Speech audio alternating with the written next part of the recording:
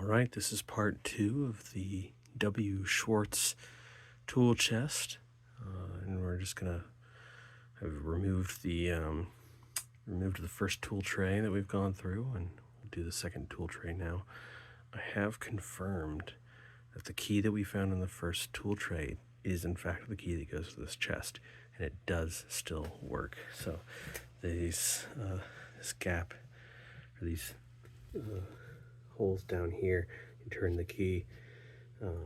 When you put it down, these two pins go into these two holes, and then when you turn the key, some plates come in from the side and engage those pins, and so that all functions as intended. So that's great. Yeah, like I said, you don't often find keys with these chests. They tend to be long gone. Somebody finds them somewhere else in the house and they go, I have no idea what that goes to, and they just chuck them. So it's great to find that. In this next tool tray, let's take a look here. I guess I'll start over here.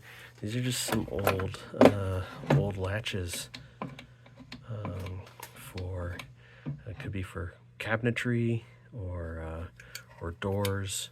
Again, I guess the idea is that this was a tool chest used by a shipwright, so maybe ship's doors at one point in time. This is how they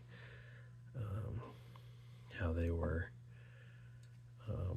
outfitted or furnished for storage. So there's a name on these, Yale, and so we could look those up and see when they operated, if they're original to the box or if they were added. So there's another one there, also a Yale, slightly different style, but same device. Some other keyed locks, one by Yale. I mean, for all I know, Yale is still in business, still making locks. I mean, a lot of these older companies were the type that would do that sort of thing. So just they last. You always need furniture for doors. Hardware. So they very well may still be in business. Lock. More locks for doors. These are all saw nuts. Some of them look really new, so I wonder if those are not newer. Some of them are older. That's I believe, an Atkins medallion from a saw. So I mean, some of these may be from an old saw that fell apart. This is one of the rings he cut, or somebody cut, for the bolster on tank chisel, or possibly for the other end that you bang on. They put these rings around the wood at the end to keep them from splitting as easily.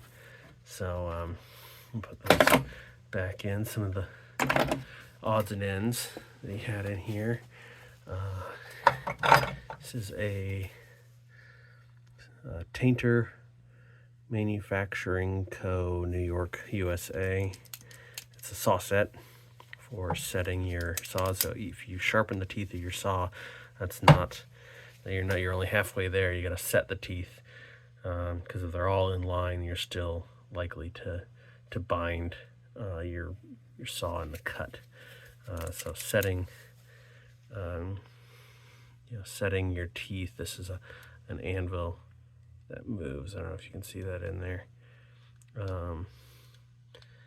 There's pieces that move and bend those teeth, just the right. You could set it to different settings, and it will set those teeth to just the right amount of bend, so that it functions correctly.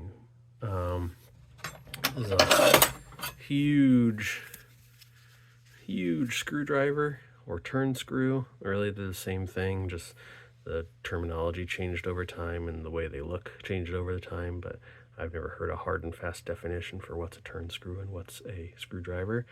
That's a big one for reaching into tight places.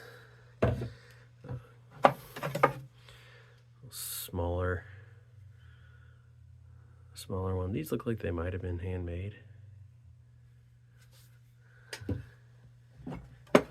This one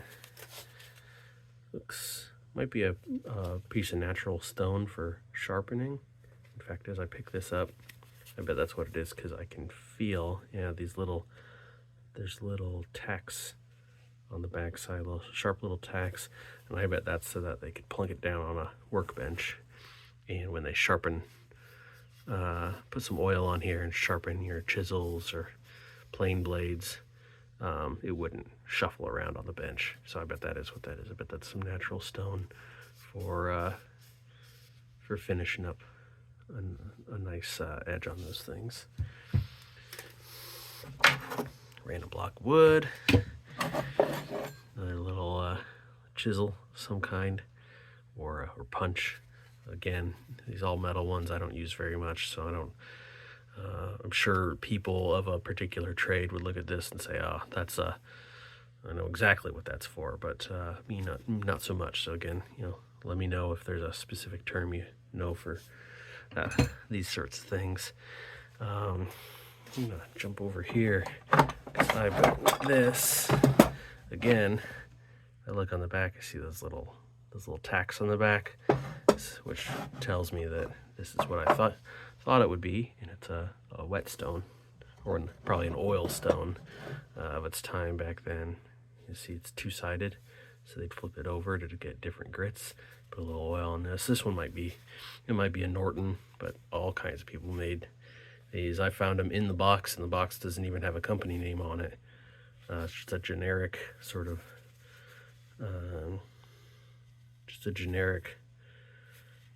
oil stone. So who knows who made that one? But it's a nice box that he made for it. And again, sorry for my shoddy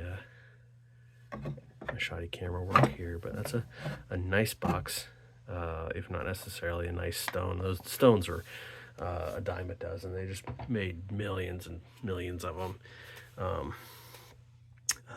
And nowadays, a lot of people don't use oil on their stones. They use water stones or these diamond plates, so they don't have to mess with all the oil. Here's another little keyhole saw. This one's in better shape. Again, got initials on there. There's a lot of different initials in this box, which makes me think that not everything in here is original. It's probably a real amalgamation of tools from over the years, different eras. So that little keyhole saw can come in useful. Lots of plane blades, a lot of them getting pretty close to the end of their life. Let's see if there's a name on any of these. Probably is, but they're probably going to be pretty obscured. Let's see. That's an Ohio tool. So it would have been probably for a wood body plane like the ones in this chest. So a number of little blades for those, and some of these might be for some of these might have been for metal body planes too that are long gone. This looks like a little piece of a grommet from something. Hacksaw blade down there, file, another punch of some kind. This guy does not belong at all. This is a high speed, looks like a reamer of some kind or something like that. So he doesn't go in this chest. Doesn't belong in any way. Big boring bit, auger bit, used for making holes in timber framing, or in this case shipbuilding. They would have used big bits like this to make big long holes through timbers, thick things like that. So another punch of some kind. This looks a lot like a little knife, but it's rounded on the sides quite a bit, enough that I don't think that this was intended to be a knife. might have been for turning a burr on a. So it looks a little like a.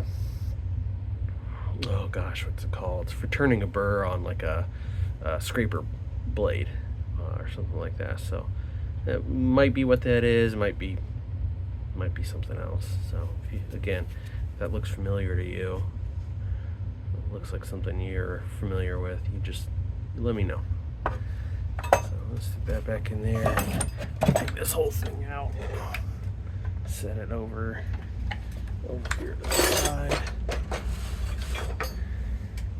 And yeah, look at the stuff down here in the bottom. This is the stuff that in the pictures online. I got this off Facebook Marketplace. So in the pictures, I spotted a couple things in here that I was like, this one's for me. So I've looked at this stuff a little more closely than the rest, and so I know what a lot of this stuff is. So we got this is a panel gauge, so it's got a sharp point there, and you'd set this back whatever distance to the edge of your panel, and then this part runs along the edge of the panel, and your sharp bit down at this end scores a line, so you can score a line all the way down a piece of long, piece of flat stock, board, wide boards or sheet goods. So that's what this would have been for. It's a handy thing. I actually don't have one, so it'll be handy to have that around.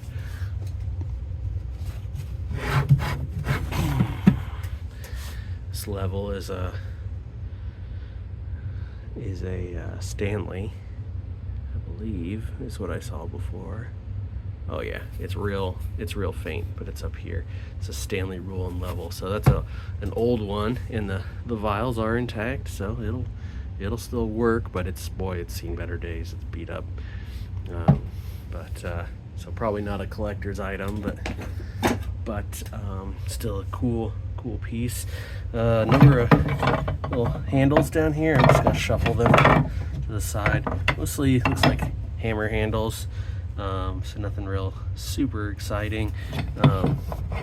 It's another framing handle for a chisel. So I actually have a corner chisel that the socket on it is too big for any of the chisels that I've come across, and this one might be just the right size with its big taper up here to fit that corner chisel for timber framing, for knocking out the corners of big mortises.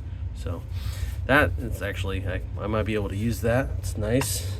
Always nice to be able to use those odds and ends that don't have a home. In the same realm, got some saw handles. This one's got flat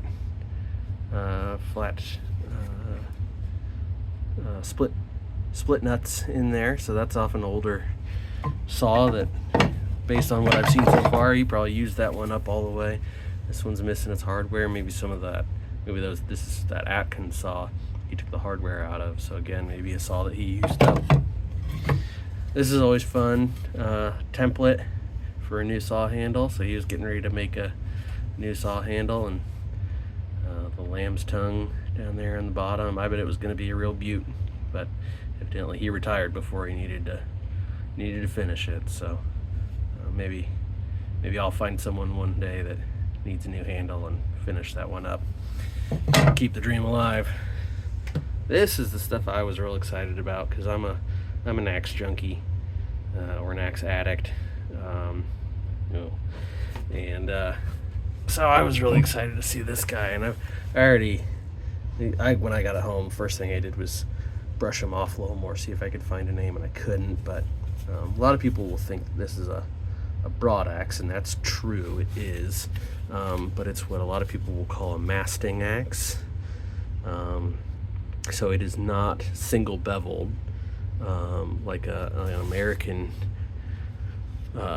broad hatchet or broad axe would be. It'd be all like perfectly flat on one side, and then the other side would be curved and have a bevel. But this is symmetrical, like a normal axe.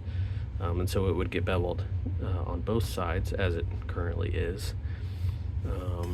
And so these were often used in the shipwrights trade. So this is one of the reinforcing ideas that that this guy was in fact a shipwright, or maybe the original owner was a shipwright. As I said, it looks like there's tools from multiple generations in here. So wasn't able to find a stamp on this one, but I will keep looking. This is probably going to stay in my collection because I don't have a masting axe yet, even though this one's been pretty beat up. Knocked the corners off the top there, and he's beat on the edges a little bit, but it'll still serve. It's a better part of 4 pounds, I think, maybe a little bit more. I'm not always the best judge of weight, but that's an exciting one. So that's what I was excited about. I'm glad that was in here.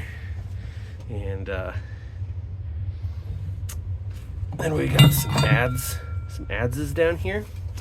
An adze is a woodworking tool. It looks like a hoe to a lot of people, like a groundworking earthwork tool, but it's not. The rule of thumb, generally, not always, but the rule of thumb, with its exceptions, is that if it's a square eye, it's a tool meant for wood, and if it's a round eye, it's a tool meant for the ground. That's for these sort of spade-shaped tools like this.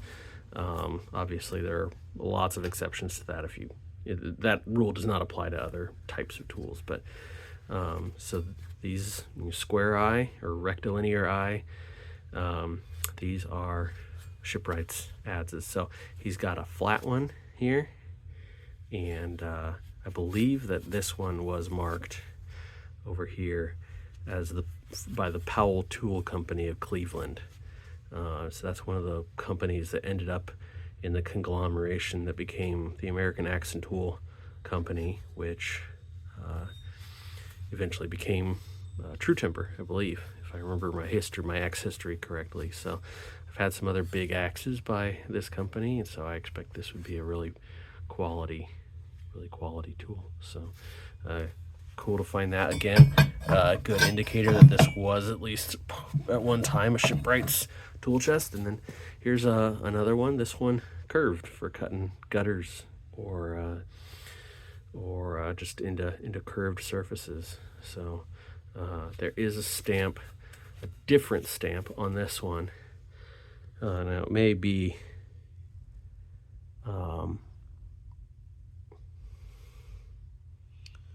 it may be that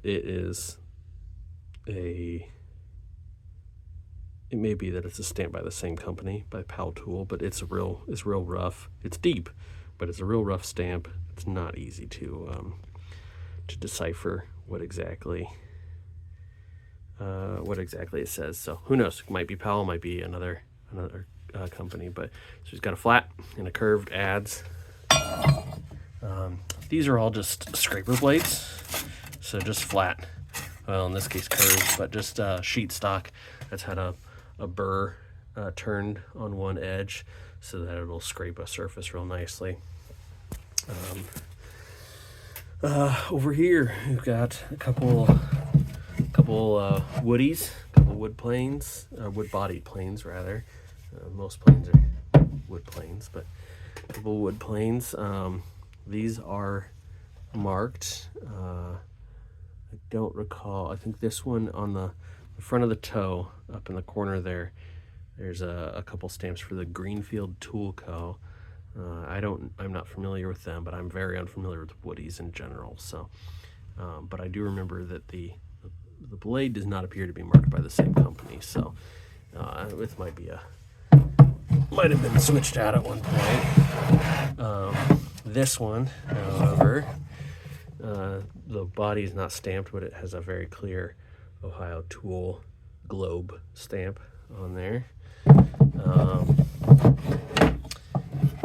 This little coffin plane has been put through the wringer and repaired several times. I believe, I think it's got, oh no, this one does not have a Ohio Tool stamp in it. I couldn't make out what the stamp on the blade was for this one, but might be a Barton or I mean, it could be a lot of other things. As I said, I'm not super familiar with woodies, but this one's been pinned. You can see it's probably cracked all the way through at one point, and so they pinned it through the front there with those steel pins, and then they put a new sole on the bottom. And I'm not super familiar with, I'm not good at IDing wood, I should say, but my guess is that bottom is beech. They replaced that sole with, so it's still pretty smooth. So I bet that once sharpened up, this little coffin plane would be a great little smoother. So kind of excited to see that. And then this one, you'll notice the side profile is curved, which is another good indicator that maybe this was a shipwright's tool chest at one point. These would have been used for smoothing the inside face of the hull of the boat, smoothing all those boards out once they'd gotten past the rough work stage. So this one does have an Ohio tool blade in there, but again, it's who knows if that's who made this plane. It might just be the iron that's been stuck in there over the years. So this thing here is just another one of those high-speed reamers that's stuck in a long shank.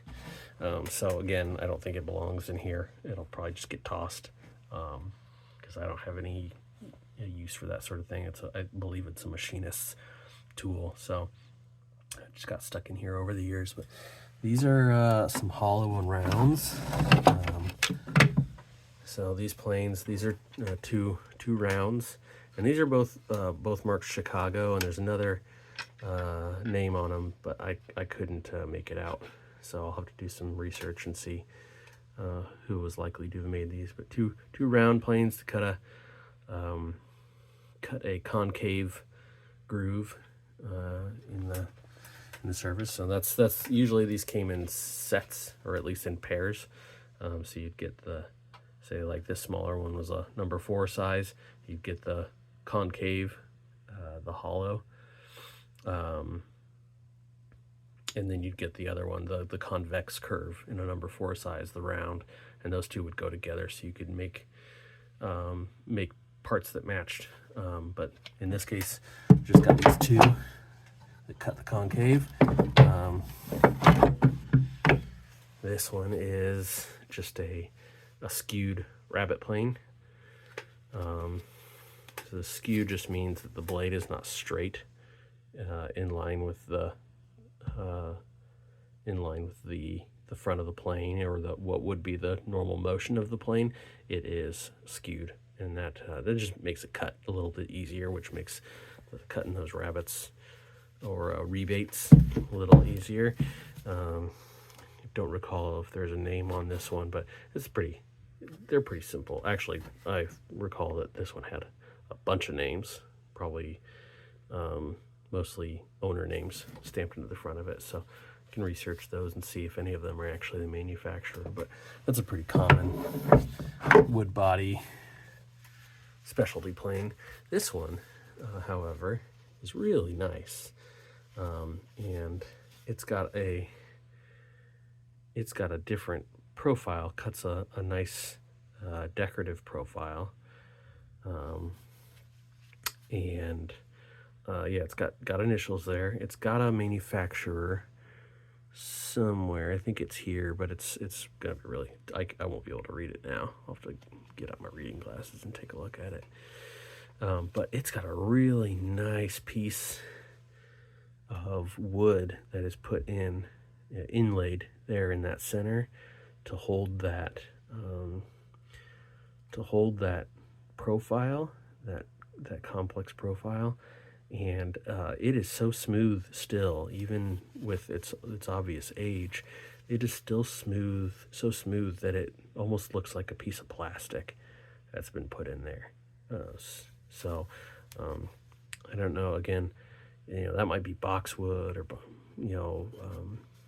beech. I know there's woods that are really well known for their strength and their smoothness, without a lot of grain and pores and stuff. So I'm not sure exactly what that would have been, but that's a really nice little molding plane. And that's the last of it. So that's the box. I just, like I said, felt like I should share these things. I love the history of these toolboxes and the tools in them, and just wanted to share some of that so other people can enjoy it. So hope it was relaxing to hang out and look at some of these things. And if you have questions, please let me know in the comments. If you've got any answers to what some of these things might be, please again let me know, because I'm really intent on understanding what these tools are, and not just shuffling them through on their way to somewhere else. So hope you enjoyed and have a good time.